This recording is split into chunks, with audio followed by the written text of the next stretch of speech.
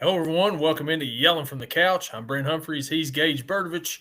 And we're here this week for the Week 15 Pick'ems NFL. Gage, Pittsburgh had a big win last week against Baltimore. They have a two-game lead in the division now. How you feeling after last week, man? I'm doing great. Great game coming off of. It was great to get the revenge against Cleveland, and uh, I feel great, and I shouldn't. Like they beat up on a 3-9 team or whatever they are now. Even though they beat them a couple weeks ago, Cleveland beat Pittsburgh, and now here we are coming off a win. It was a big win. Offense was kind of pitter pattering in the first half, but second half is the Steelers' half. Just gotta hope they come out strong this week again against Philly.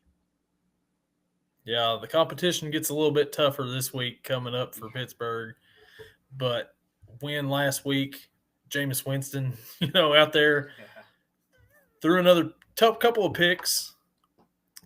He's doing his best matching. You get one, I get one. You get one, I get one. His best impersonation there for that. Hey, to be fair though, his prayers were answered. He didn't throw a pick six. I mean, he almost Keanu Benton picked off a screenplay. That one almost went to the house, but it didn't. But other side, Cincinnati coming off a big win too. That was full of what is going on question marks.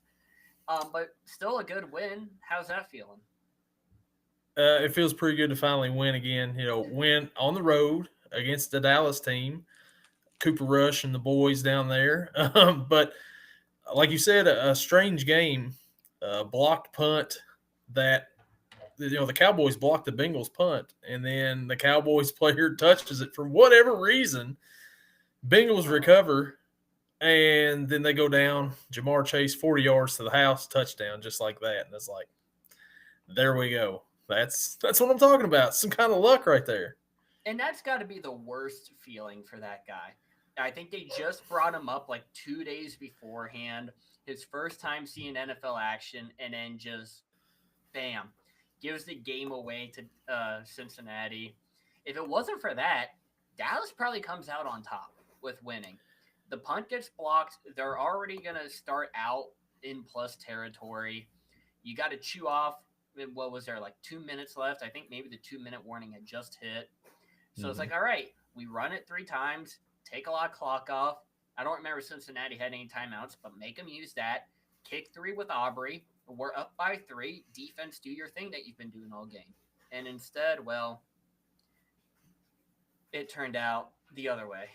But good for Cincy. Yeah, and like I said, a little bit of luck finally goes the Bengals' way. Defense didn't play too bad, but you got to remember who they're going against. They're going against the Cowboys, CD Lamb. It's about all they've got over there right now. But still, good win. The offense didn't really do its best, but Jamar Chase, pretty much uncoverable right now at the moment.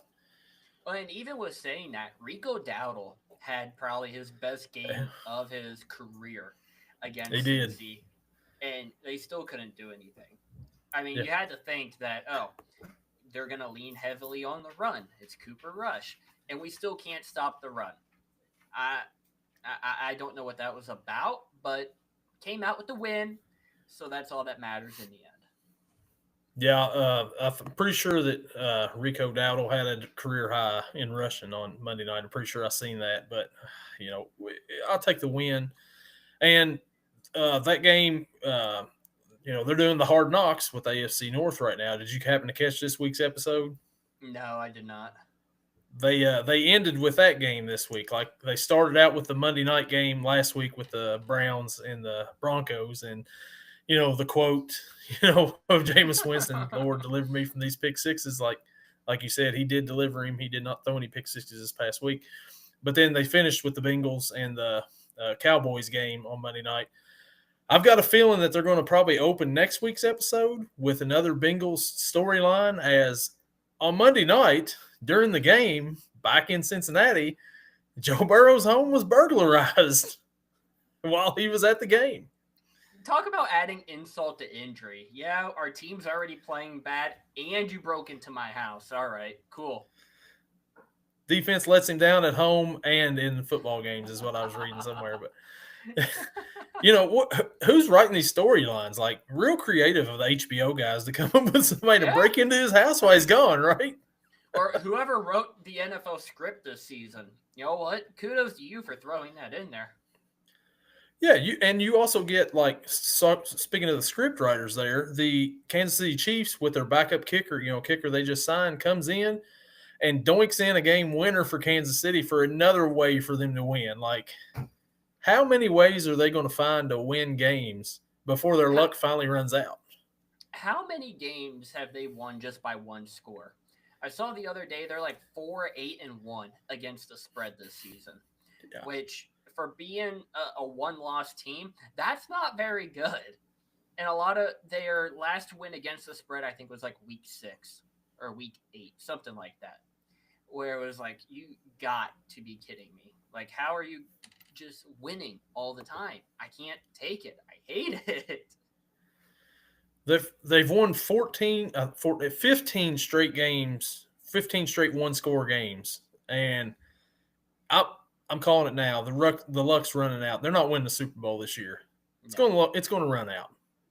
I'm hoping the luck runs out like around like December 25th or so. No particular reason besides for playing the Steelers on Netflix on Christmas Day at 1 p.m. But otherwise, no particular reason. Yeah, it's bound to run out eventually, right? You can't keep having these plays like that and keep winning ball games. It eventually catches up to you.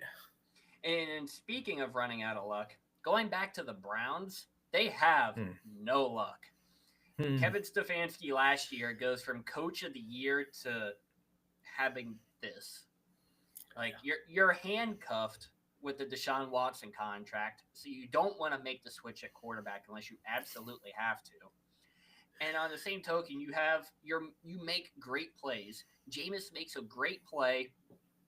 There's the one right before he threw the interception to James Pierre, his second one.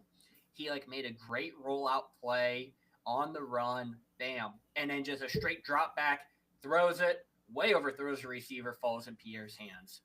Or you have Dustin Hopkins, who doesn't know how to kick a field goal anymore, apparently, because he went 1 for 3 or 0 for 2, something ridiculous.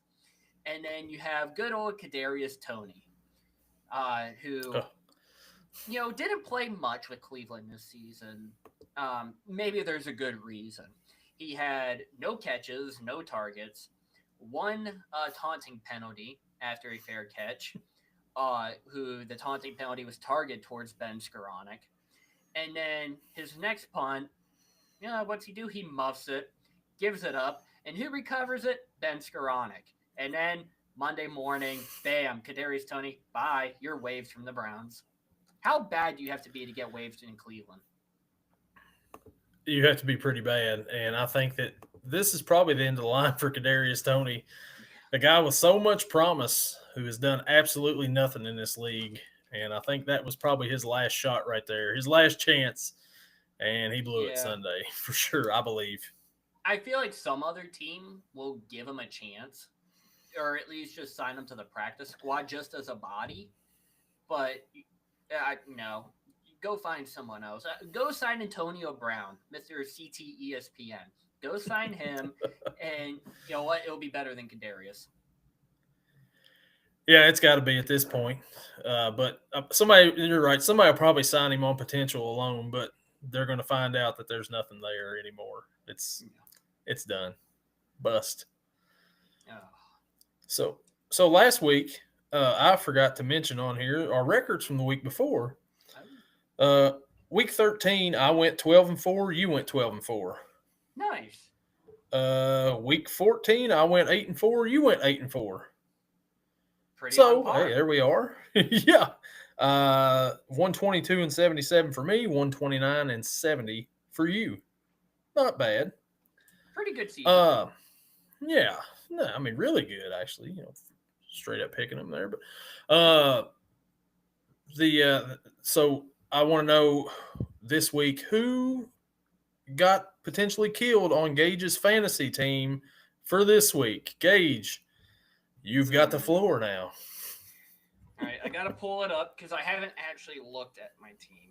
I know I won both of my leagues, which surprise. Hey, you there? But let me see here. Hopefully it loads. Okay. Alvin Kamara and Mike Evans are both questionable. I don't think they got hurt during the game though. There was someone, and I can't remember who, but it was one of those. Oh, the main starter is hurt, so let's pick up this guy. And I do not remember who it was. Let's see here. Trey McBride is questionable. Jordan Mason finally ended up on IR. Cedric Tillman, I think, is just dead. I don't think he's actually coming back to play for Cleveland.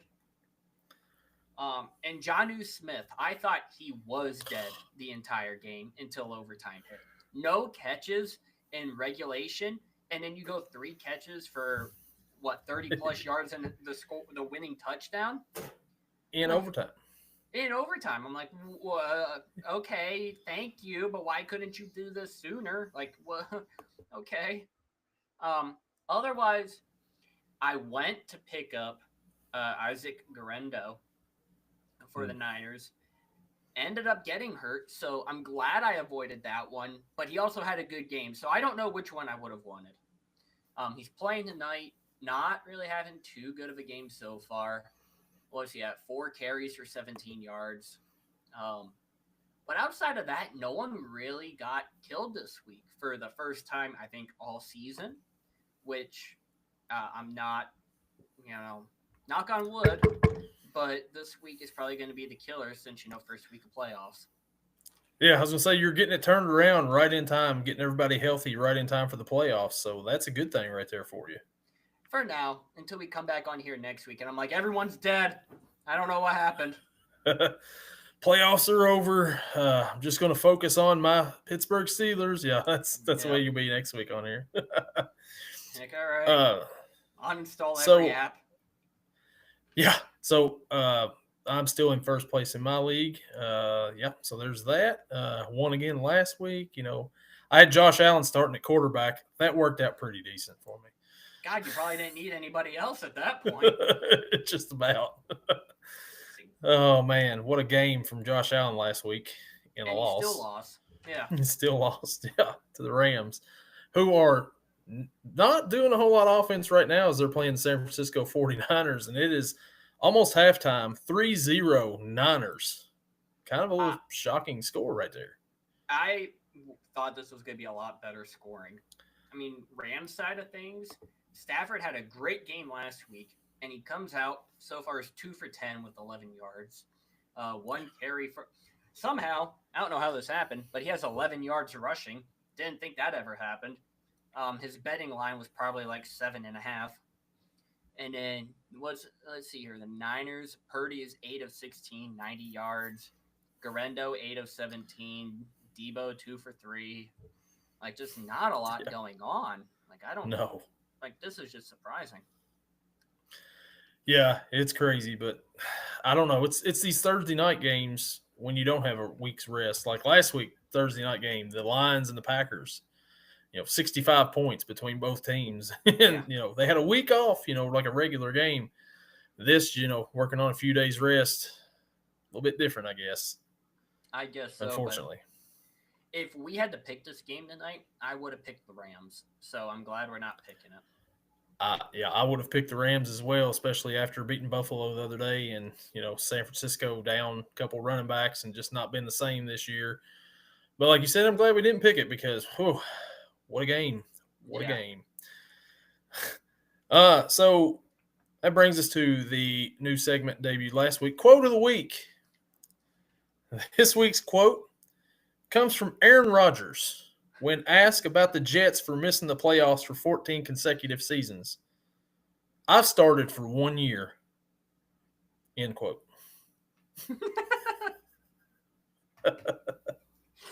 Oh, A-Rod. We love Rodgers. I started for 1 year. I saw that. I saw a video of that on Instagram when the reporter asked him that. I'm like, is there? I felt bad for Rodgers. I'm like, okay, what do you want this guy to say to that? He started for 1 year. Okay, I can't talk about the last 13. Like, come on. Yeah. He started for 1 year. Zach Wilson was the quarterback last year, and before that, he was with the Packers. But still, it's just things just ain't going good up there in New York right now. And then when you get asked questions like that and you come up with answers, it's kind of funny. Some of these reporters, I'm like, where do you come up with this stuff? Like, yeah, you're right. The Jets have not gone to the playoffs in 14 years. Who other quarterbacks have been during that time? You probably can't name them all because I know I can't. There's Sam Darnold's in there somewhere. Joe Flacco was there for a minute. Mike White. Mark Sanchez. Mike White. Bryce Petty, I think, was in there at some point. Yeah. Man.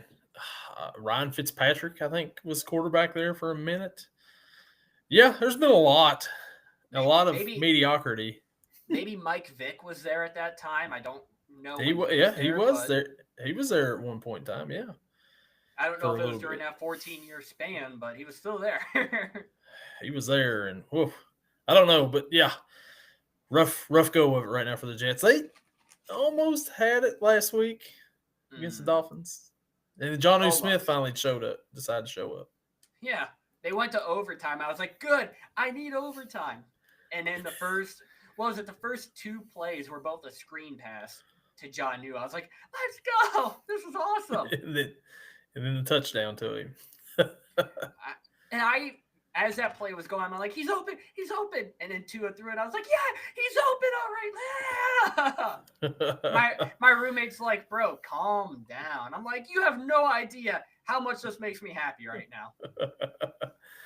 Oh, man. Well, this week coming up, we've got a few good games coming up here. So we'll go ahead and get started with our picks. And we start out. The Kansas City Chiefs travel to Cleveland to face the Cleveland Browns. Kansas City's a 4-point favorite. The over-under is 43.5. Gage, the Browns, think they got a shot here to upset Mahomes and the guys coming in? As much as I want to say no, this almost feels like another trap game style for them. I know that they don't really fall into trap games, but Cleveland – Jameis had one good game, one bad game. Now this week, is it a pattern? Is he going to have a really good game? I highly doubt it. Kadarius Toney no longer with the team, so they don't have to worry about muffed punts. But I don't see where Cleveland beats Kansas City. If they do, great. This might be the only time I'm rooting for Cleveland, just because I want the Chiefs to lose. But I'm going to take the Chiefs. Pretty self-explanatory. Give me the Chiefs, give me the points, and I'll take the over as well. Yeah, Cleveland last week, they lost to Pittsburgh. Jerry Jeudy, he's been coming on pretty good here lately. He had that 35-yard touchdown pass reception last week. Yep. Jameis is Jameis. He's going to give, and he's going to give away. So this is one of those games where the Chiefs get lucky once again, I believe, probably. Jameis is going to keep him in the game for quite a bit, and then he's going to make a mistake towards the end of the game that cost him. I think the Chiefs win this one, and I think that they end up winning by – I think they cover that spread there. But it's going to be competitive for a while here. Yeah. But Kansas City ultimately comes out with the win on the road against the Browns. The next 1 o'clock matchup, the Cincinnati Bengals travel to Nashville to face the Tennessee Titans. Cincinnati's a 5.5-point favorite. Gage, what do you think about the Bengals here in this spot? If the Bengals lose to Tennessee, I have no words. Their offense, me either. their offense should be really good. I know they were only held to 27 last week against Dallas, 20 up until the last 2 minutes of the game. But Tennessee, Will Levis pulled a Will Levis last week, making horrible magical plays happen. But I don't know. I'm gonna take Cincinnati. I can't pick against the Bengals, especially in this game. So give me Cincinnati. Give me the points. Probably gonna be a blowout. I would hope. Cincinnati's still clinging on to a small sliver of hope for the playoffs. Very small, like no margin for error.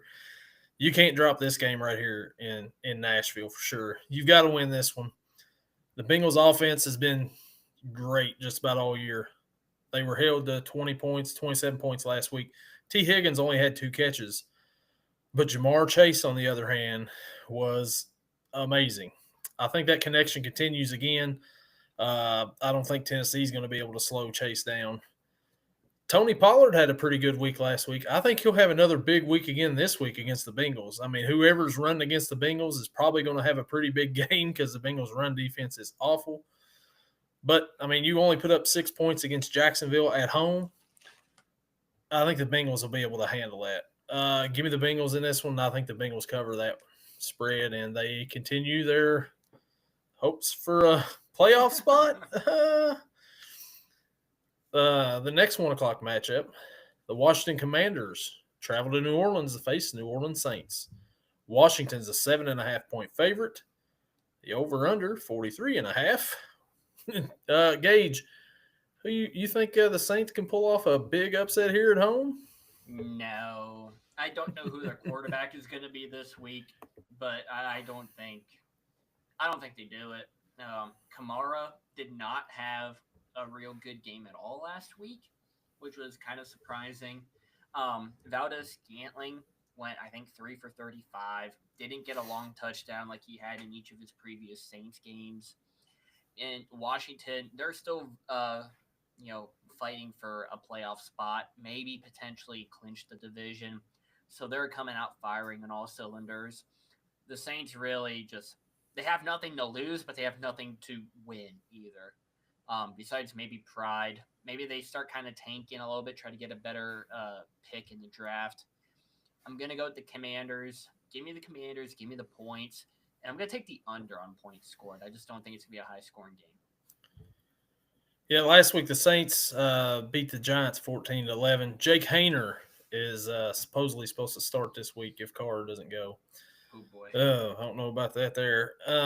But they blocked a field goal to beat the Giants, or the Giants had a chance to tie it up there and blocked a field goal. And the Saints just didn't look very good at all last week. On the other hand, the Commanders, they were off, but they've been looking pretty good here lately offensively. Jaden Daniels, maybe offensive rookie of the year. He's up for it for sure. I think that they'll win. They'll continue their momentum in this one. I like the Commanders. I like them to cover this spread. I don't think a Jake Haener team is going to be able to put up very many points against the Commanders, but I think the Commanders will be able to put up quite a bit on the Saints. So give me the Commanders in this one. The next matchup, speaking of the Giants, 1 o'clock, the Baltimore Ravens coming off of a bye, travel to East Rutherford to face the New York Giants. Baltimore is a 16-point favorite in this one. Gage, what do you think about this game here? Wow, 16 points. The Giants are horrible. Yeah. There's a thing, I'm reading it right now. It's from, is it today? Yeah, the Giants practiced today. It says the Giants had a red zone period of practice today outside, 30 degrees, 18-mile-an-hour winds, where the offense went 0 for 17 on passes. They were 0 for 4 versus the air. No defenders, and were 0 for 4. Oh, and then wow. They were 0 for 13 in one-on-ones versus defenders. So it's a combo of drops, overthrows, defensive plays, and 2 catches out of bounds. Wow. Need I say more? I don't know if it's DeVito or Drew Lock going today or on Sunday, but I don't think it matters. You could play them both. They ain't going to win. Give me Baltimore. Give me the points. And give me where, the Giants get banished from the NFL. That would be the best case scenario for everybody, I believe, right there. If you had relegation or something, and put the college football winner into the NFL next year. Why not? Put the Giants down in college football level, whatever, or put them in the XFL or whatever it is now. Man, 16 points is a lot. Baltimore's coming off of a bye. The Hard Knock crew will be there to capture it all in this battle for the ages. Oh man, I think Baltimore comes back. They bounce back. They've got something to play for. Giants have nothing to play for. Maybe pride, but apparently if you're 0 for 17 in practice, there's not much pride being shown right now in that facility. Give me the Ravens, and I think the Ravens will cover it in what is a ridiculous spread for a professional football game, but give me the Ravens in this one. Man, that's crazy. And not just being 0-17, at practice, being 0 for 4 against no defenders, that is so sad. Throw a screen. Just get a completion. Like, how bad are you? Yeah, just see one go through the hoop, basically, right? Like, come on. Oh, man, that is next level awfulness. Oh. Speaking of awfulness, we now go to our next 1 o'clock matchup. The Dallas Cowboys travel to Charlotte to face the Carolina Panthers. Carolina is a 3-point favorite. They've been playing decent here the last few weeks since Bryce Young's come back. Gage, what do you think about it?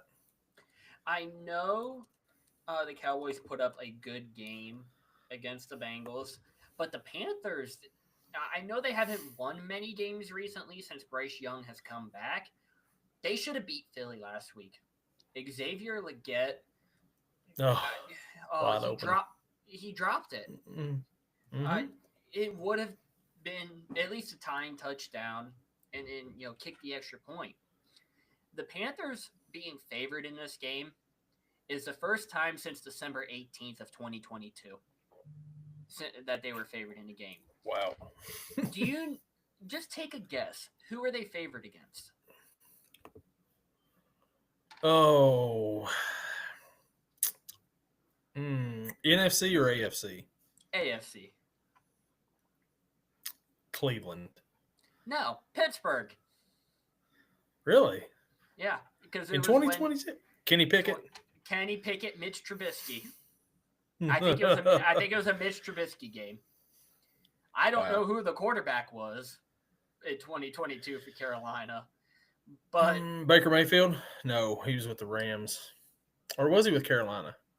Was that was the year that Baker went like 3 different teams during the season? So it might have been Carolina. Might have been Carolina. It's interesting. Let's see real quick. December 18th, 2022. Let's see here who was. I think it's Baker. Let's see. It might be wrong. That sounds right. Real quick, it says that it says here as soon as I type it, Bryce. No, that's not right. Bryce Young wasn't there yet. Mitch Trubisky knew his grasp. Steelers starting quarterback against the Carolina Panthers. Let's see the box score real quick. Man, this is. Yep. 6-8 Pittsburgh was at that time during that game. Sam Darnold was the quarterback. I mean, Pittsburgh, I'm looking at it now. Pittsburgh ended up winning, but no thanks to Trubisky. So, I mean, 17 of 22 is not bad, but 179 yards, no touchdowns or anything. I don't even know how Pittsburgh scored. A lot of rushing it was. Okay. So Deontay Johnson led receiving. Yeah, which, oh boy. So even when the Panthers are favored, they still lose. I don't think that happens this week. I'm going to take the Panthers. Usually I'd say give me the underdogs here, the Panthers, but, give me the favorites this week. I'm going to take Carolina, and I'm going to take them to cover as well. Dallas is just so bad that I don't think the way that Bryce Young in the offense is playing, even with, I feel bad for him, but Jonathan Brooks tearing his ACL again for second time in, a year? He may never play football again, but Carolina's going to keep on rolling. Give me the Panthers. Give me the points. Yeah, Dallas, Rico Dowdle had a career-high game last week against the Bengals, but the Bengals' run defense is absolutely horrible. So I think that may have played a little bit of a factor in that. Carolina should have beat Philly. I mean, if Leggett catches that pass, I mean, they got the lead and they got a good shot of winning that game. But he drops it, and there's that. But they have looked a whole lot different since Bryce Young has come back. This team is looking pretty good. Bryce Young's, maybe figuring some stuff out. I don't know. Adam Thielen and him have a pretty good connection. And Dallas, Cooper Rush, he's got CeeDee Lamb, and he's got CeeDee Lamb. That's about it for receiving wise. I like Carolina in this one too. I think that they'll win this game, and I like them to cover here too. I think that they may have something going for the future here with Bryce Young and them. If they can get some pieces in the offseason, they may contend next year for that NFC South, I believe. Yeah. We'll see. And talking about the Cowboys and their weapons, I mean, Brandon Cooks is good for a catch and a touchdown, but that's about it. That's about it. I mean, Jake Ferguson still even play for the team? I mean, he didn't do a whole lot the other night. No, what's it? Schoonmaker, whatever. Schoonmaker, yeah. Yeah. I don't know, but give me Carolina in this one. The next 1 o'clock matchup, this set your timers to turn to Fox for this 1 o'clock matchup. The 3-10 New York Jets and Aaron Rodgers travel to Jacksonville to face the 3-10 Jacksonville Jaguars, who are led by Mac Jones. The New York Jets, 3.5-point favorites in this game. The Jets are favorite on the road. Gage, who you like here? I don't even know. I have no idea who to think for this one. Looking at the other games, and we might do it here. So, Mac Jones didn't play bad last week, I didn't think. His favorite target now, as I say that game last week against Tennessee was awful. No doubt about it. But his favorite target, Brian Thomas Jr., it seems like they have a good connection. BTJ was like 8 catches, 86 yards, so pretty good. Rushing is hit or miss, and that defense is hit or miss. They have a couple good players, but they're not a complete team. But same with the Jets. The quarterback has only started for 1 year. They have a rushing attack that Breece Hall, I don't think is playing. Devontae Adams, Garrett Wilson, you still got them. Sauce Gardner has not looked good this year. The entire defense hasn't looked good. We're going to take this is horrible to use it on this game. But we're going to go with the underdog pick of the week. Give me the Jaguars. I don't know why I think they win. Maybe I don't like Aaron Rodgers. Maybe for, over a decade ago. So give me the Jaguars. Give me the underdogs. Give me the points. So this game right here is going to be like maybe one of the worst in the slot right here in the 1 o'clock slots. Yeah. But I think it's going to be a highly scoring game. I think there's going to be a lot of points scored in this one, actually. Jacksonville didn't score a whole lot last week. They scored more than Tennessee, 10-6. Horrible game right there. The Jets, they had Miami, took them to overtime, and then they forgot, and Miami forgot that Jonnu Smith was on the team. Yeah. And then finally, when they both found out, Miami wins. I think I'm going to go with the Jets in this one, only because Aaron Rodgers has a Netflix documentary coming out next week about where he was recovering from his Achilles, and he was doing all kinds of ayahuasca and whatever retreats and darknesses, and they documented it. So, for that reason alone, give me the Jets because that comes out a couple days after. So, Jets win, Jags cover. Jets win, Rodgers documentary. He's making money. He don't care. He doesn't care. It's only been quarterback there for 1 year. The last 1 o'clock matchup, the Miami Dolphins travel to Houston to face the Houston Texans. Houston, 3-point favorite in this one. Gage, what do you think here? So there is, I'm pulling it up right now. There's a bit on the line for this game. Houston has the opportunity to clinch the AFC South. They have to win, and the Colts have to lose. Both of them very possible. But against Miami, that Miami offense, for the most part, is pretty good if they, involve all their weapons. Even, that's including getting Devon A Chain going. He can't go, what was he, 14 attempts, 24 yards or something like that last week. Yeah. You can't have that and expect to win every week. You can expect it against the Jets, but not against an actual good team. The Texans, CJ Stroud, he's been hit or miss this season. Nico Collins, whenever he's in there, that takes the offense to the next level. He's playing this week. I think nobody is hurt for either side, at least key players. So it should be full strength matchup.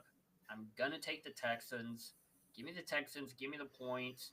And I think this is the week that they clinch the AFC South. Last week the run game wasn't there for Miami. Achane scored a touchdown, but they finally got Tyreek Hill over 100 yards for what seems like, and maybe the first time since the first week of the season. I'm not sure on that, but it feels like it. And Jalen Waddle, he had 99 yards. Achane had 45 yards receiving. Smith 44 in overtime. So a lot of offense in the air for Miami. This right here has a lot of implications for the Bengals. If they're going to sneak into that playoff spot, they got to jump Miami. Miami's the game ahead of them right now. But I think Miami actually is going to win this game. Houston's coming off of a bye. Like you said, CJ Stroud's not been the same this year as he was last year. He's kind of in a sophomore slump, and he definitely is. They're a different team with Nico out there for sure, but I just think that Miami's got something going here. They're rolling a little bit. Even though they struggled against the Jets, it's still a divisional matchup last week. Give me Miami to win this one in the upset against Houston.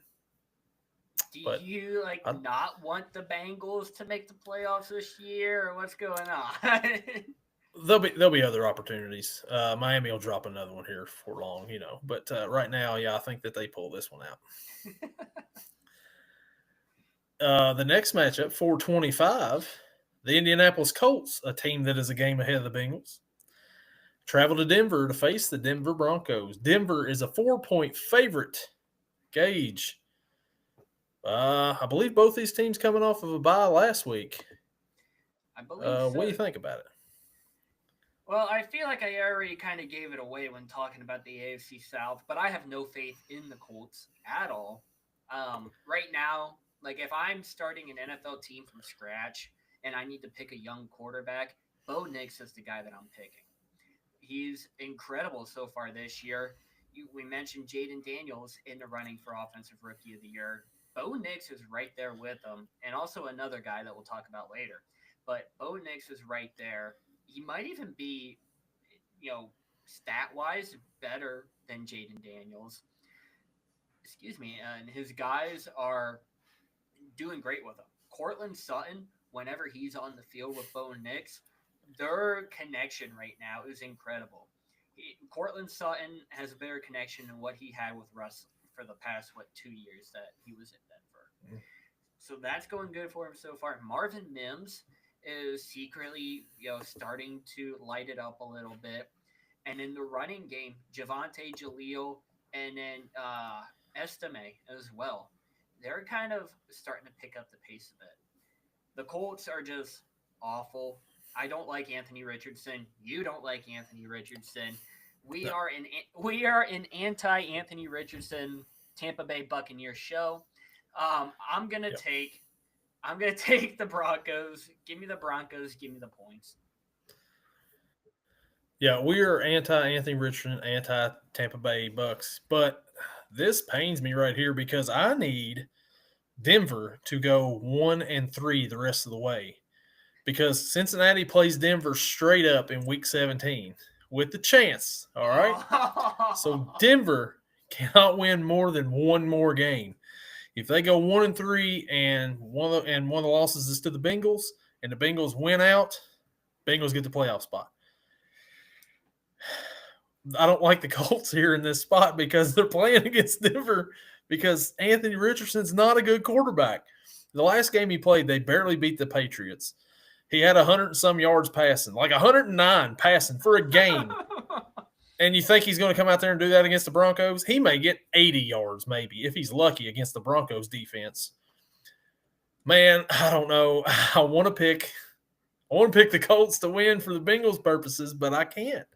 I've got to go with the Broncos here. I think the Broncos will win. I think that they cover, and then they've got to lose 3 in a row now. So the Bengals need them to lose 3 in a row at that point in time. Give me the Broncos with this one, and man, I think that they cover. Man. Wow. To be fair, though, the Bengals should have never gotten themselves in this spot anyways to begin with to have to depend on all this, but we're here, so. That's how it – you know what? That's how it's been feeling as a Steelers fan the past couple years. It's like we have to depend on these 5 games, these 5 teams to lose for us to, climb up and to the 7th seed to get into the playoffs. Just to lose first round, but still just to get there. Just to sneak in. For nothing. Just to be there, though. Playoff football. Yeah. Anyways, the next matchup. This is a possibility. Some people's Super Bowl pick. This is a maybe game of the week. I mean, this 425 slate of games right here has possible games of the week all over it.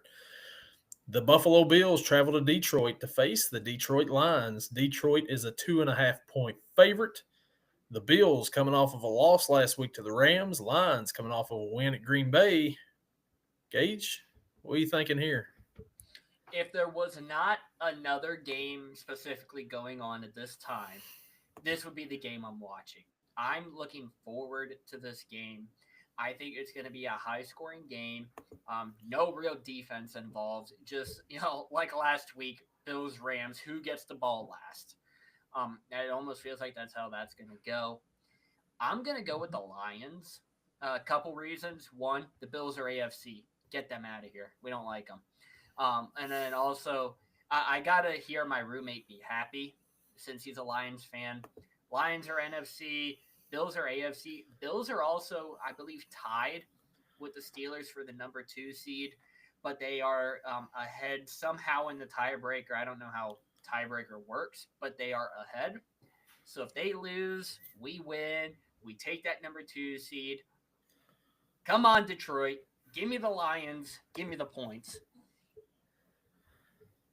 Tony Romo is going to be on the call for this game, and we know Tony Romo loves him some Josh Allen. So get ready for that. Just a heads up.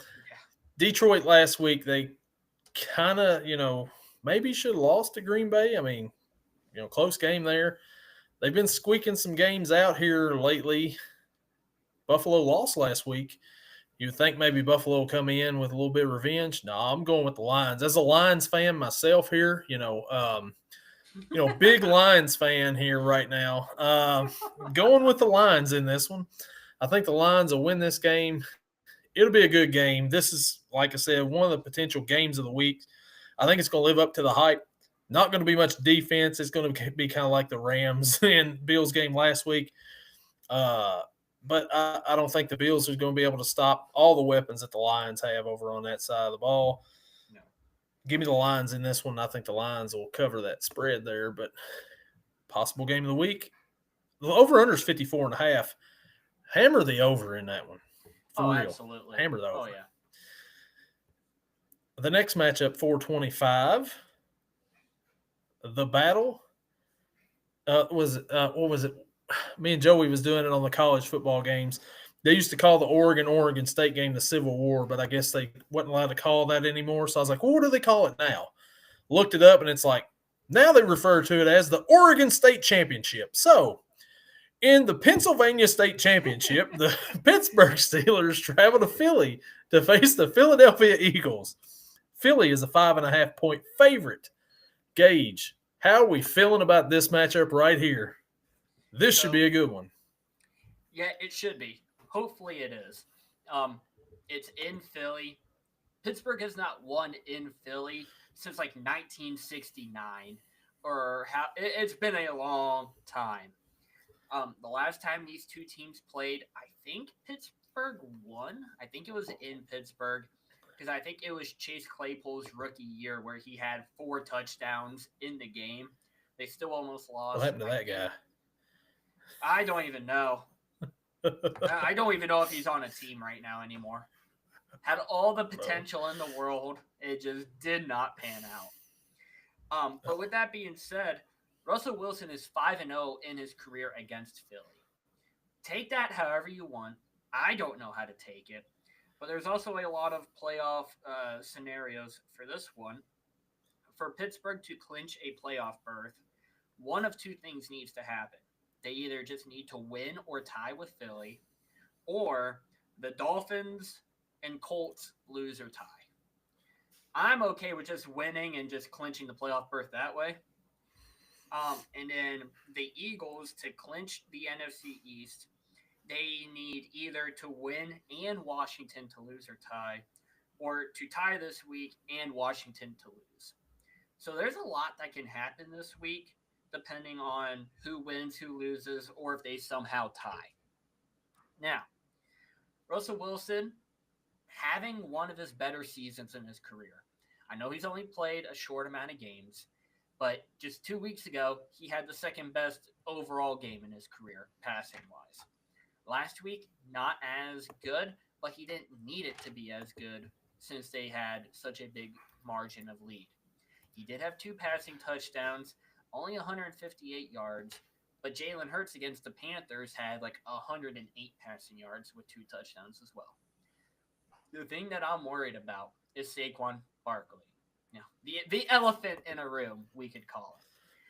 The only thing I'm looking at is when Pittsburgh played Baltimore, they contained Lamar, they contained Derrick Henry. Neither of them had a real big game. So why can't you do it against Saquon and Jalen Hurts?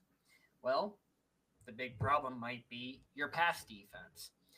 Right now, A.J. Brown and Devonta Smith, if they are actually in sync, since we don't know what's going on with Philly's offense and the drama going on, if they're actually in sync, they might give Joey Porter, Dante Jackson, Beanie Bishop a tough go-around. And then also Grant Calcaterra has done great filling in for Dallas Goedert while he's been hurt. This is going to be a good game. George Pickens being hurt, don't even know where that came from this past week because I didn't know that was a thing until Sunday. And I'm like, he's inactive? What do you mean he's inactive? I didn't think it was a serious injury, but now he's doubtful again this week when we need him probably the most. Mike Williams is going to have to step up, and he did so last week. Scotty Miller, forgot this guy was even on the team. I think he played in his second game last week and had a couple good catches. The one he had falling backwards somehow stayed out of or in bounds. That was awesome. And then the rushing attack is going to have to also pick up between Najee, Jalen Warren. Cordell Patterson's going to have to, not fumble the ball. And I'm thinking we see a lot more Justin Fields this week. We didn't really see him last week. I don't know if he was even in at all against Cleveland. So might see a lot of him. I'm still saying at some point, Kenny Pickett's going to come in and at least throw the ball at least once. I don't know if Jalen's going to get hurt. I don't know if they're going to be winning or losing by a lot, but he's going to come in at some point. With that all being said, I don't know. I'm going to do what I usually do and go with the opposite of what I want for this game. So this way I get a win either way. Give me Philly. Give me the points. That hurts to say so much. But if they win, great. I get a win on the show. If they lose, awesome. Pittsburgh gets a win. Give me the Eagles. Give me the points. Oh, that hurts. So you'd mentioned that you didn't know George Pickens was hurt until last week's game started. Nobody, I don't think, knew about it, but they showed it on Hard Knocks. Like the Friday before, I guess they were in meetings, and they were like, yeah, his hamstring's hurting. And I was like, oh, I don't think I've ever seen him on the injury report or anything. But all of a sudden, there it was. But Philly, they have not lost a game since week 4 to Tampa Bay. They've been on a roll. Except for last week. They kind of struggled a little bit and should have lost that game at home to Carolina. This week, in season or in state matchup, Saquon has just been awesome all year long. Little turmoil going on in that Philly locker room, though. Like, I think we talked about this last year. Does Sirianni and Hurts, do they get along? Who knows? Hurts and Brown, do they get along? Seems like maybe they don't. Brandon Graham come out and said something earlier in the week, and he's like, "Oh yeah, no, I didn't mean it," or whatever he said afterwards. It wasn't me. I was hacked. Something like that. I don't know. He probably said something like that. They always do. But I think that Pittsburgh, if they win, and Baltimore loses, they clinch the division. Something like that. Yeah. Something like that. Pittsburgh's played good most of the year. They've looked really good since Russ has come in. They're on the road this week at Philly. Gage, usually when I pick against Pittsburgh, it bodes well for you. I'm going to go Philly in this one. I've got Philly to win, and I think that Philly will cover that spread. I think Saquon's going to have a big day once again on the ground because he has it against everybody. So, I mean, it's to be expected. But if it goes like anything else, I think every time I've picked against Pittsburgh in this podcast, I have they've won, I think. I'm pretty sure. Yeah, so. And then every time you pick Pittsburgh, they lose unless it's against Cincinnati, in which case, well, Yeah. Well, the next 425 matchup, it's not much I can say. There's nothing I can say. The next 425 matchup, the New England Patriots travel to Glendale to face the Arizona Cardinals. Arizona's a 6-point favorite. Arizona is reeling here towards the end of the season. Bill Belichick is now the coach at North Carolina. Gage, I don't know what any of that's got to do with this matchup, but what are you thinking on this one? I don't really know. I thought the Cardinals were going to be a lot better this season than what they've turned out to be. I mean, they're still right there for their division just because the division is so bad standings-wise. But I like the Cardinals in this one. I hark on it every week, but the use of Trey McBride and James Conner is what is going to win this team games. Marvin Harrison, maybe they use him more this week. Maybe you should use your stud rookie wide receiver. Maybe you should use the guy that you drafted, second overall or something ridiculous like that. Give me the Cardinals. Give me the points. I like Drake May and where he's at, but I think, especially come this offseason, the Patriots need to target a high-value receiver because they don't have one. And that wide receiver might be T. Higgins. You never know. But give me the Cardinals in this one. Give me the points. Maybe the Bengals will trade Jamar Chase for, whoever for the Patriots. Maybe that's the wide receiver they'll go after. No, just kidding. The Patriots, like you said, Drake May's had a good year so far since he's come in. I mean, not great or anything, but he's been pretty good since coming in and playing a little bit. The Cardinals, man, they have been disappointing to say the least. Losing at home again last week to the Seahawks in a game where if they would have won, they would have been tied for first place in the NFC West. And now they've dropped to, third? Yeah. And they've lost 3 in a row since beating the Jets. So, maybe it is Call of Duty. I know we say that on here a few times. But, maybe it is, I'd mentioned Bill Belichick taking that North Carolina job. Joey over here, UNC, back on the map. He's a North Carolina fan, so he's happy with the Bill Belichick hire. Which if Bill Belichick has a 24-year-old girlfriend, so I don't think he has any problem recruiting college-age students. So we'll see how that goes. But for this matchup here, I like the Cardinals to win. And I think that the Cardinals – give me the Patriots to cover this one, actually. The Patriots will keep it close in this one, but the Cardinals end up winning ultimately. The last 425 matchup, and this has got potential to be a good matchup too. I don't think it's going to be game of the week, but this is good, a good sneaky matchup right here. The Tampa Bay Buccaneers travel to LA to face the LA Chargers. Chargers are a 3-point favorite. Gage, what do you think about this matchup here? The Chargers should have won last week. They should have beaten Kansas City. I don't know what dark voodoo magic Kansas City is doing in Arrowhead, but they need to knock it off. The Chargers, they played really well. Quentin Johnston, however, needs to learn how to catch a ball. Because there were several plays where he's wide open and just bam, hits right off of him and he drops it. Stone hands. Stone hands, yeah. And then the other side, Tampa Bay Bucks. They got Mike Evans. Mike Evans was rather quiet last week, though. And they love to use their running backs, especially in the passing game. Rachaad White had a good game on the ground, but between him, Sean Tucker, and Bucky Irving, that is Baker's go-to, is the screen and the dump-off. I think, so matchup-wise, I think the offense of the Bucks is better than the Chargers, but I think the Chargers' defense is better than the Bucks. Defense wins championships. Give me the Chargers, give me the points, and it's this show. We can't take the Buccaneers unless we absolutely have to. And this is a spot right here where we don't have to. The Chargers last week, it was 16-14. So the Chargers have a chance to go for it on fourth down. Harbaugh decides to kick the field goal with 4 minutes left. As soon as that happens, everybody knows how this story ends. Everybody knows. You kick that field goal, you go up 1, the Chiefs know what they got to do. You're not getting the ball back.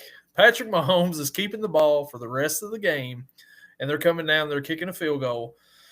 Now, they probably wasn't expecting it to doink in, but, once again, great teams win lucky sometimes, right? Yeah.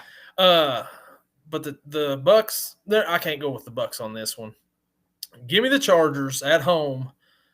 The Chargers also, they have a tiebreaker over the Bengals. They would have to go 0-4 the rest of the season for the Bengals to pass them up. That's not going to happen. So might as well go ahead and pick the Chargers in this one. Give me the Chargers. Give me the Chargers to cover that spread. I just don't think the Buccaneers, like you said, the Chargers defense is probably going to stop Tampa Bay more than Tampa Bay's defense is going to stop that offense. I know you've got only Gus Edwards back there and the other running back that they've got for the Chargers. Kamani Vidal. What's that? Vidal. Yeah. They don't really use them a whole lot. Yeah, and then Will Dissly went down last week for the Chargers at halftime. But I think that they'll bounce back this week, and I think that they get that win. And we head to Sunday night, 8:20.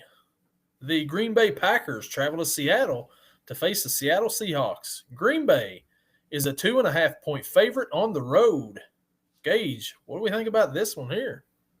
So both of these teams have a lot to play for. We talked about the NFC West and Seattle's division and how all those teams are still in contention for playoffs to lock up a automatic spot by locking up the division. The Packers, to clinch a playoff berth, they need to win and have the Falcons lose or tie, and to have the current game going right now, the Niners and the Rams to tie. Now, it's 6-3 in this game. That very well might possibly be the way this game ends, is in a tie. We don't know at this point. However, Seahawks, Packers, the Packers aren't as good as I thought they'd be this season. I thought Jordan Love would be having a better season than what he is. Romeo Doubs, Jaden Reed, Christian Watson, they're all not connecting. And I don't know what the issue is. I don't know if it's play calling. I don't know. This team was so much better last year.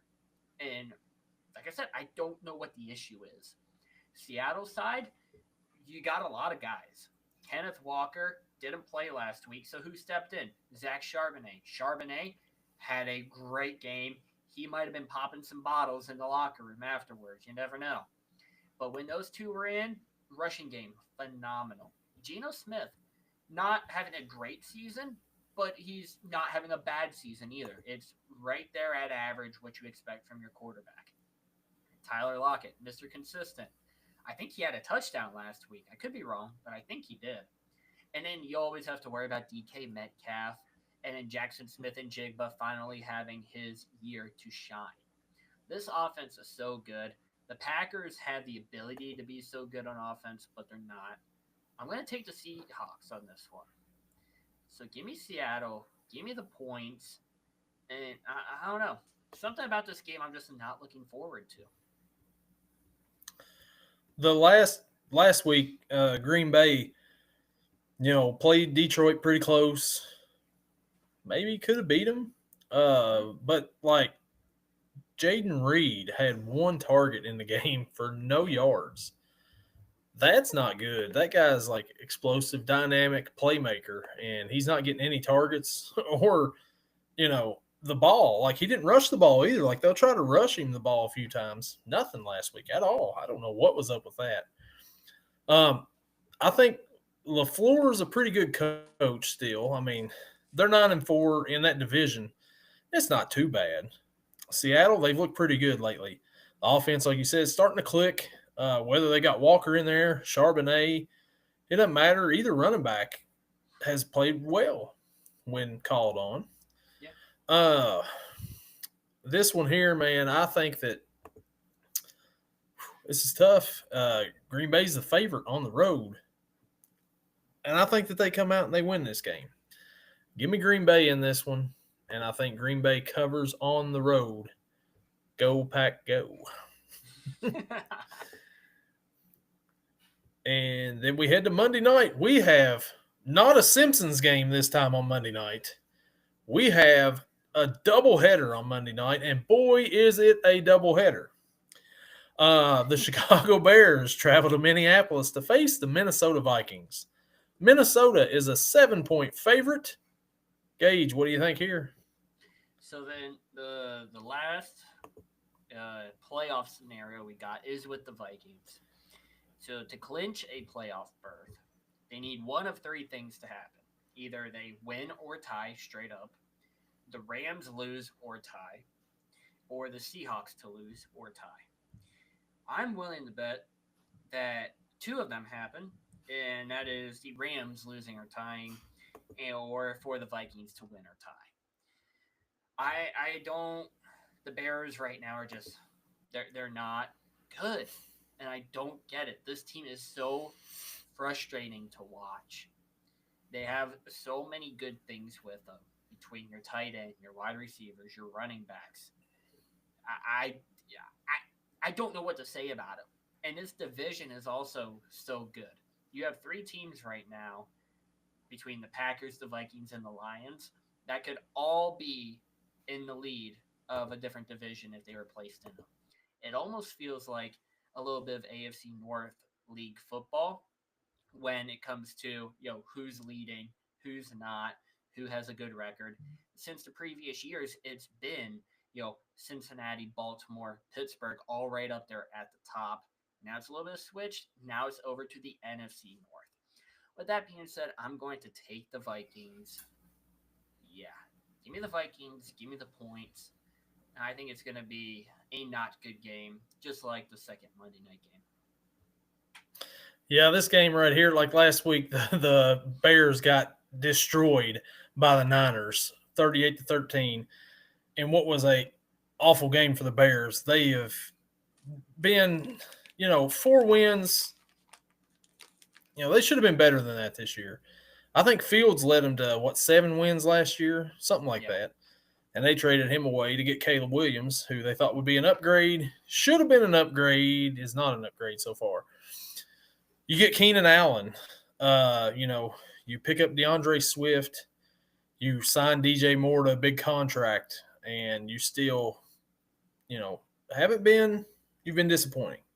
Yeah. Minnesota, on the other hand, they beat down the Falcons last week, and Sam Darnold or Kirk Cousins' old team proves why they didn't need him anymore. They've been playing decent. I still think that they're not really that great, Minnesota, but I think that they'll win this game here against the Bears in division rivalry matchup. Give me the Vikings. Give me the Vikings to cover this one, and yeah, we'll go with the Vikings there to win that one. And then the last Monday Night Football matchup, the Atlanta Falcons travel to Vegas to face the Las Vegas Raiders. Atlanta is a 4-point favorite. Gage, we like an upset here? Can I just take this game to end in an explosion? Because I really don't know what I like about this one. We talked about earlier, Offensive Rookie of the Year. You have your Jaden Daniels. You have your Bo Nix. You have the potential of Caleb Williams, so it's probably not going to happen. But the one guy that's not in the conversation as much is Brock Bowers. If he wins it this year, he would be the first tight end to ever win Offensive Rookie of the Year. It's never happened. Brock Bowers has the best chance to do so. Do I think it's going to happen? Personally, no. But he is the one good player on that Raiders team. The Falcons, they have a lot of good players. Between Jesse Bates in the secondary, you got Bijan at your running back. Darnell Mooney, 6 catches, 140-plus yards last week. Ray McLeod, 98 yards, a fumble. But they still got that. Kirk Cousins, recently, not been good. He has 8 interceptions in the last 2 games or something ridiculous like that. I don't know what's going on with this $100 million quarterback, but he might need to figure it out a little bit, or else we might be getting a little Michael Penix action here sooner rather than later. The Raiders are just so bad that I have to pick the Falcons. I'm going to go with the Falcons. I don't like it. Let that be known. I do not like picking the Falcons right now. But give me the Falcons. Give me the points. And again, just another game that I'm like, yay. We have 2 great Monday Night Football games. Yeah, I'd rather just have another Simpsons game at this point in time instead of 2 of those. Yeah. So the Brock Bowers last week, he had 3 catches, only 5 targets the whole game. Backup tight end Michael Mayer had 7 catches. Great value Derek Carr went down last week. Desmond Knight Ritter came in and took over, and that was rough. Yeah. It's going to continue to be rough for him. Is Minshew, is he playing? Who's starting this week for the Raiders? Does it matter? And then on the other side, the Falcons, they have questions at quarterback now too. Do you start Michael Penix, who you took in the top 10? Or do you go with the quarterback that you give $40 million contract to, who's 36 years old, who's not playing well at all right now, to continue in that spot? I don't know.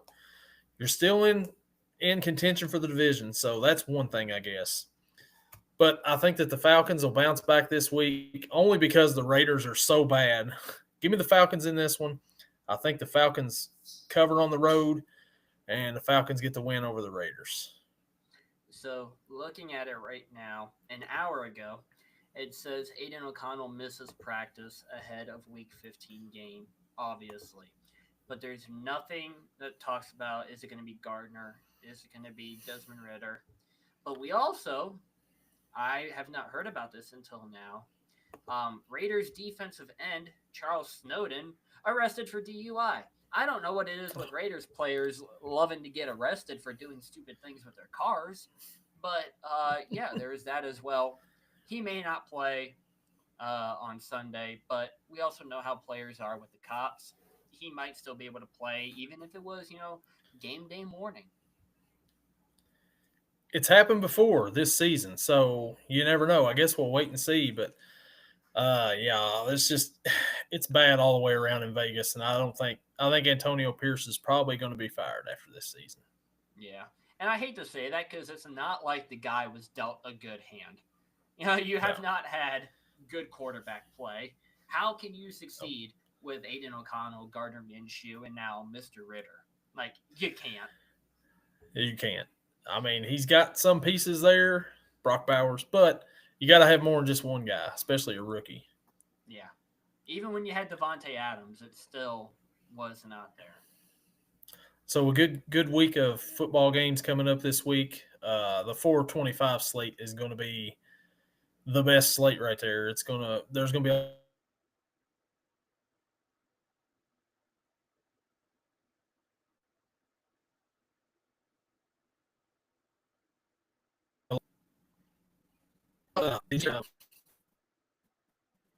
Yeah. yeah, that 425 slate is going to be game of the week. Oh yeah. Several game of the week contenders right there. Oh, absolutely. In baseball news, Juan Soto signs a 15-year, $50 million contract or whatever it was. 765. 765. That's it. Wow. I mean, sign it with the Mets. You know what? Good for him. Good for his agent for getting paid. They way overpaid for him. He's not better than Shohei Ohtani. His contract should not be worth more than his. But then I also heard other things where the Yankees' offer to him was for 1 year more, so 16 years, but $5 million less, so $760 million. And they were not going to give him a free suite, which, okay, whatever. So go to the Mets. What else have the Mets done?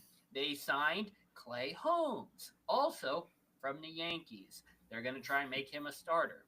I don't think this guy's ever been a starter in his NFL career. He was a reliever in Pittsburgh. He was the closer for the Yankees. So him being a starter, don't know how that's going to go. But the Juan Soto deal, man, that incredibly bad for the Mets, but incredibly good for Mr. Soto and whoever his agent is.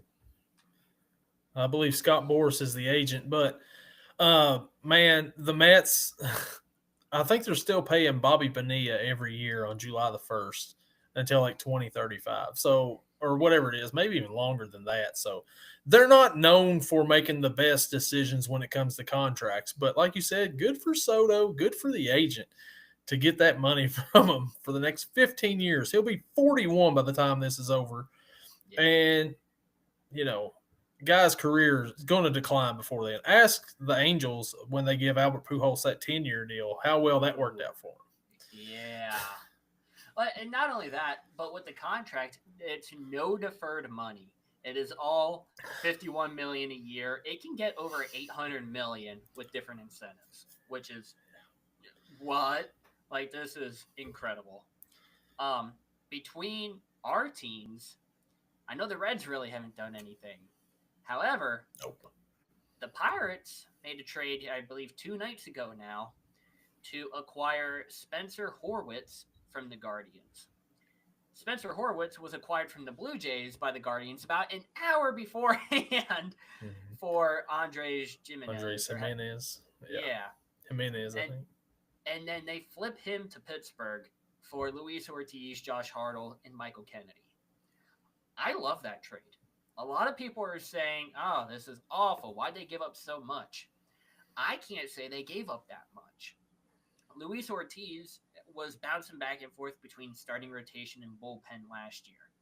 I don't like that we gave up a guy that can do long relief, but we have a lot coming out of the bullpen right now, and a starting rotation that's going to have a lot to fight through between Skeens, Jared Jones, Mitch Keller. You still got Bailey Falter, who's their only lefty. And then you have other people like Bubba Chandler down in AAA, Braxton Ashcraft. I can't think of his name. Johan Oviedo is going to be coming back from Tommy John. So there's going to be a lot to fight for with that rotation. And the Guardians are, very weak in their pitching. So it works out for them, works out for us. We get a first baseman who actually probably can hit the ball and isn't just a stopgap, and we don't have to worry about putting Brian Reynolds at first base now. I like it. A lot of people don't, but I like it. Yeah, you mentioned the Reds. They haven't done anything so far besides trade Jonathan India away to the Royals. Yeah, that. But other than that, they haven't done anything. And they hired Terry Francona as a manager. So other than that, it's a normal offseason for the Reds, basically. Nothing. This is the first time in a while that the Pirates made a trade. I'm like, oh my God, I like this. Now, I liked when they traded for Chris Archer. That obviously did not work out. But the players that they sent over to Tampa Bay in that trade also really haven't worked out. Tyler Glasnow's been hurt a lot. Austin Meadows did not pan out. And Shane Baz finally got his first major league action last year. And it wasn't the best results from him. So maybe the Pirates know a little bit of something as far as in the future. Like Horwitz last year, 381 plate appearances in the majors. And he had 265 batting average, 12 homers, 11% walk rate, and an 18.4% strikeout rate. And he's a minor league hitter of 316, which, you know what? This is better than what we have now. So I'm okay with that.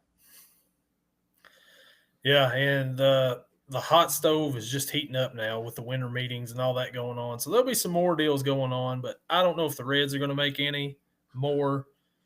And the Pirates, they don't make a whole lot either. So they may be done for the winter too with their deals right there with Horowitz coming over. But yeah, I don't think anybody's getting a $765 million contract the rest of this winter meeting. I saw a thing it was like an hour before Soto signed with the Mets. And it was a tweet sent out. I forget who sent it out, but it was like, last I've heard, Juan Soto's been on the phone with the Mets, and then it was like the Tigers and the Pirates. I was like, the Pirates? Oh my, no way. This can't be real. This has to be a fake tweet. No way that they're going to sign him.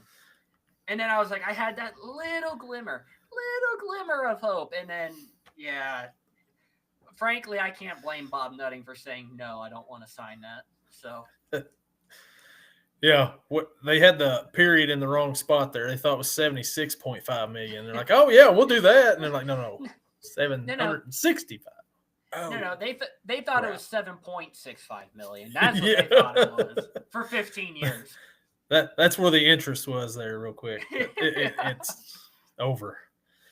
Oh, yeah, that's crazy. Well, that'll do it then for this week.